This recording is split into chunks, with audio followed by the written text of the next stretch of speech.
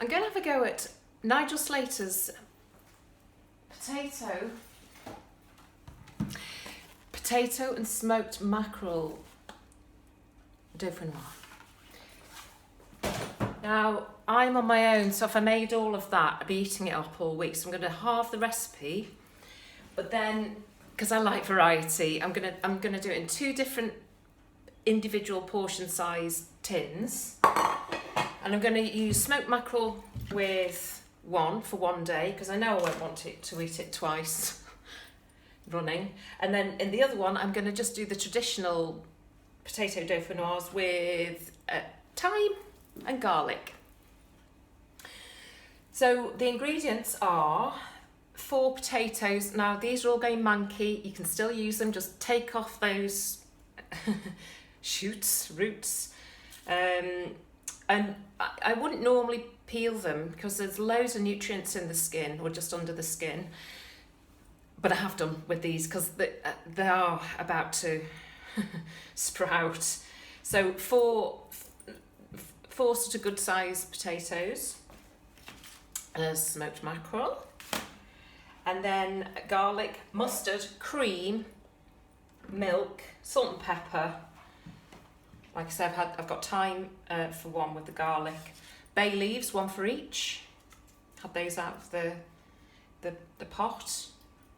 A bay plant. I've got a little bay tree. It's tiny, and it doesn't look much really. It's quite sparse, but if you keep picking the leaves, they keep coming back, and they don't take up a lot of space, and the flavour is great. So that's bay. I think that was even from Aldi.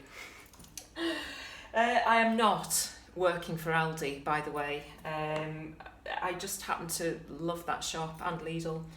Some great produce there. Right, so I've peeled the potatoes. I've prepared them a la Blue Peter. I'll just show you if you can see here. Yeah, I just want to emphasise the beauty of working with a sharp knife. I've had more cuts from blunt knives than I have sharp. So I always like to use a really good quality. If you can only invest in one thing, make it a good quality knife. It doesn't have to be this big, but as long as it's good quality blade that you can keep sharpening, it'll last you for ages. So with potatoes, what I do, you probably don't need to a demo on how to slice potatoes, but I'm going to give you one anyway. Nigel says about a pound coin thickness. That was a bit thick there, doesn't matter.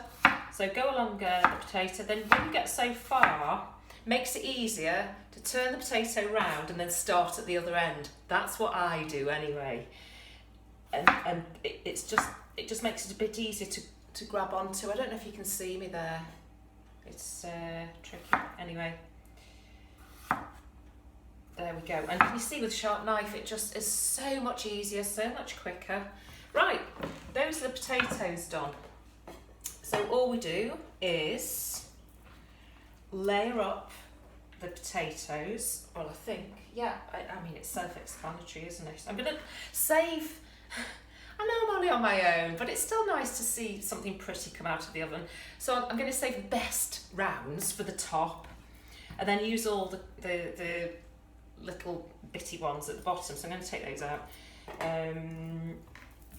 Use up the odd shaped ones first and just layer them up. Can you see what I'm doing there? It doesn't have to be, just as long as they're in layers. That's a bit thick. I'm going to just slice that down a little bit more so it's not quite so thick, else it might not cook evenly. And then I think with the mackerel, I'm just going to use one. That's plenty for one, I think. Take the skin off. I mean, this isn't the best mackerel, but it'll be tasty anyway. And layer that in. This doesn't really, it's just ideas really. It doesn't, I'm sure you don't need me to show you how to do all of this, but just trying to, this is what I'm eating, you know. Basically, I've got some cream for using up. That's what it is. And those potatoes need using as well. Bay leaf in the middle as well. You don't eat that. It's a bit tough. But it does inject lots of lovely flavour. So that goes in the middle.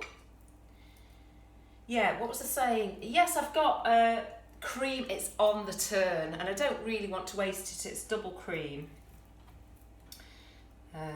So that's in a bid to try and use that up.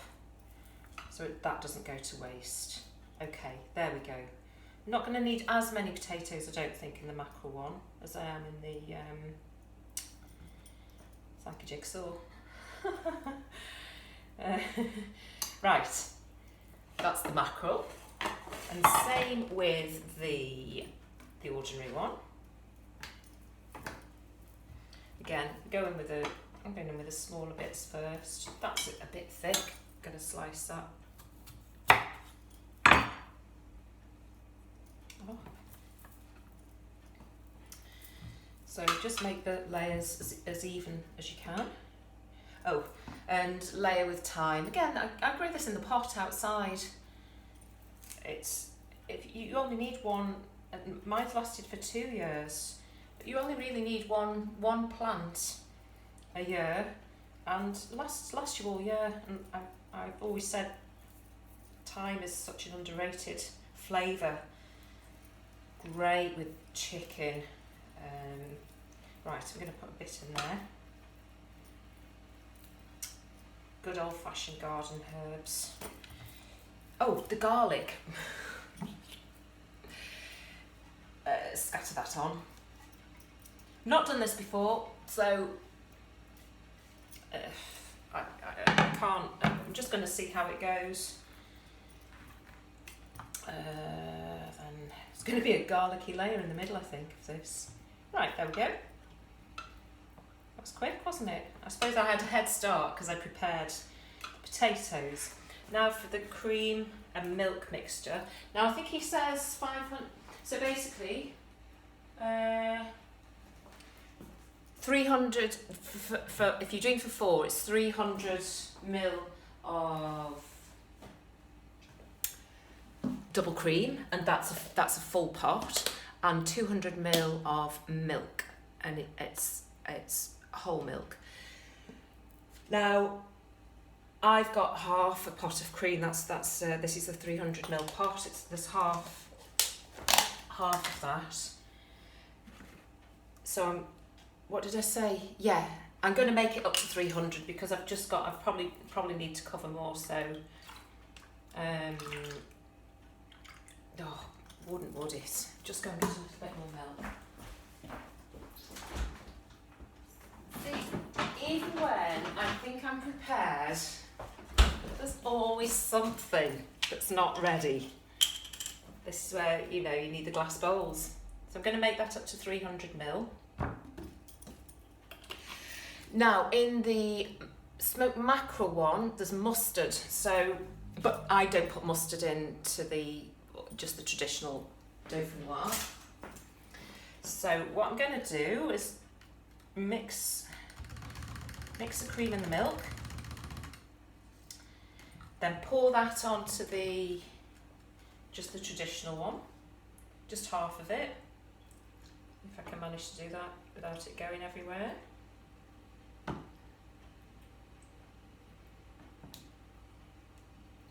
Oh, I haven't put salt and pepper in. Gosh, salt and pepper. I just have to go on the top. I'm really annoyed about that. I'm just going to pour that, because it will make a difference, because it permeates. Sorry about this. Salt and pepper. And again, I'm just doing this, using this as a measuring, because there's 300 ml. Use it as a measure. Then you don't have to wash up your jug. See? No brainer. Salt, pepper in there. Oh, a bit more pepper, I think. Right. Half on there, and then we need, if you're doing this for 4, it says a tablespoon of mustard. So I'm just going to use a teaspoon. That should be plenty.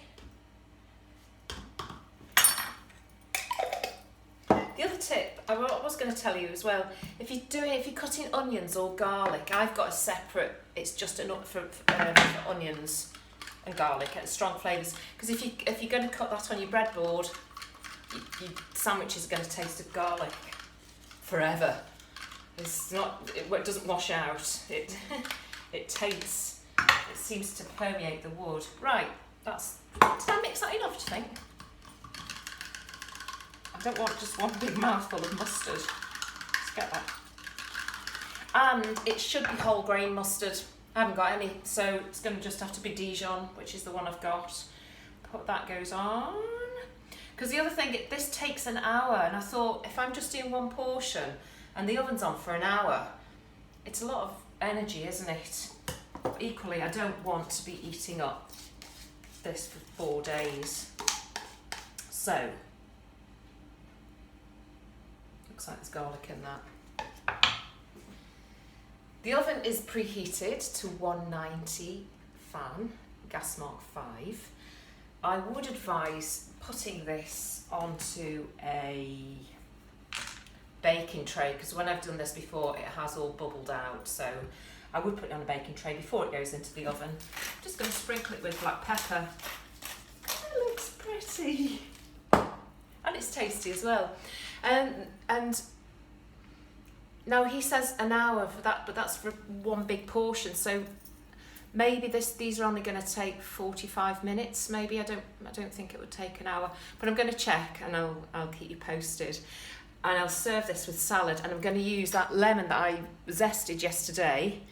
I'm going to make that into a salad dressing for some leaves, some spinach leaves. Okay, I'll get that in the oven and I'll come back to you in a bit.